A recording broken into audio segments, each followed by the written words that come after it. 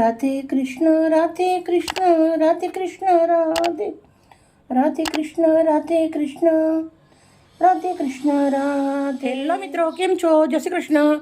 ઘરના અંદર કંઈ શાકભાજી ના હોય, ગરમીની મોસમ છે, તો આજે એક સરસ મજાની દહીં ડુંગળીની સબ્જી બનાવવાની છે. દહીં ડુંગળીની સબ્જી બનાવવા માટે મેં સૌથી પહેલાં ડુંગળી લઈ લીધી છે 250 ગ્રામ એટલી. પછી એને છોલીને રેડી કરી દીધી છે. શિમલા મરચું એક લીધું છે, થોડા કાજુ લીધા છે 1 મૂઠ એટલા, લીલા ધાણા છે, તીખા મરચાં છે અને 500 ગ્રામ દહીં છે. દહીંને સરસ મજાનું બરફી જેવું જમાઈ દીધું છે. શું મસાલા નાખું, કેવી રીતે બનાવું, પૂરો વિડીયો શેર કરું છું.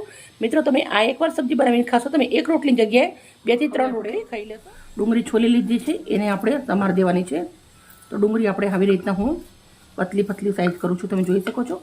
આવી રીતના પતલી પતલી ડુંગળી કટ કરી દેવાની છે.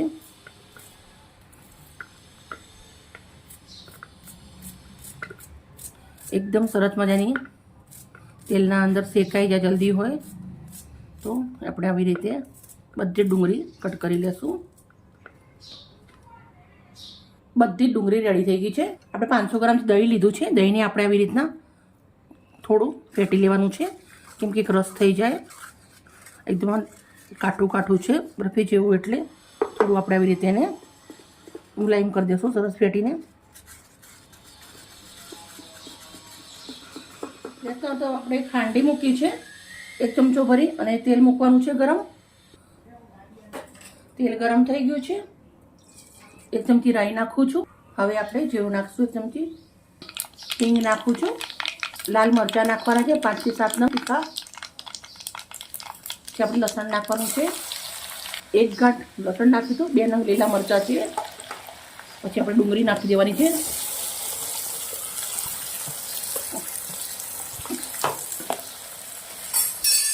ડુંગળીને તેલના અંદર સરસ કાતળવાળી છે. પિંક કલર નહીં થાય ડુંગળી ત્યાર સુધી આપણે કાતળશું. અને મિત્રો, ડુંગળી આપણી સરસ સંચળાવા આવી ગઈ છે. તો હવે આપણે અંદર નાખવાના છે કાજુ. કાજુ લીધા છે આપણે, એ નાખી દઉં છું. તમારી જોડે કાજુ ના હોય તો બી ચાલે. શિમલા મરચાં આપણે ડુંગળી સંતરાઈ જાય પછી નાખવાના છે. હવે કાજુ અને શિમલા મરચાં ડુંગળી જોડે આપણે 2 થી 3 મિનિટ સુધી સાંતળી લેશું.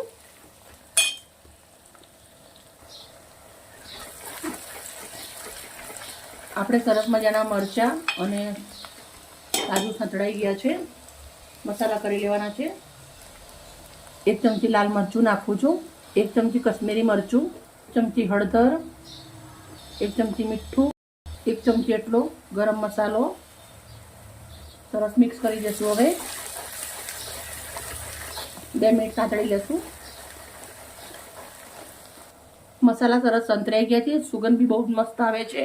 તો હવે આપણે જે દહીં ફેટી રાખ્યું છે એ નાખી દેવાનું છે. હવે આપણે મિક્સ કરી દઈશું.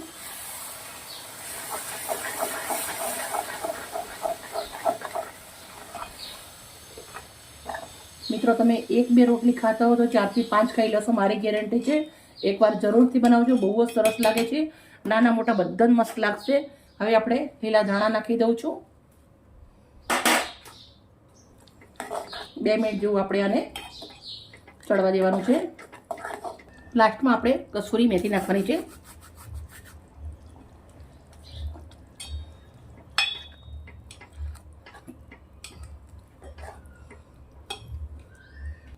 હવે આપણે દેશી માખણ નાખી દેવાનું છે. માખણ નાખ્યા પછી આપણે 1 મિનિટ આવી રીતે મિક્સ કરી દઈશું. બહુ સરસ મજાનું આપણે શાક બની રેડી થઈ ગયું છે. ગેસ બંધ કરી દીધો છે. આપણે એક પ્લેટ લીધી છે, એના અંદર નીકાળી દઉં છું. મિત્રો, તમારા ઘરે બાજરાનો રોટલો બનાવતા હોય, બાજરાના રોટલા જોડે ખાજો. બાજરાના રોટલા જોડે ખાવાની મજા પડી જશે.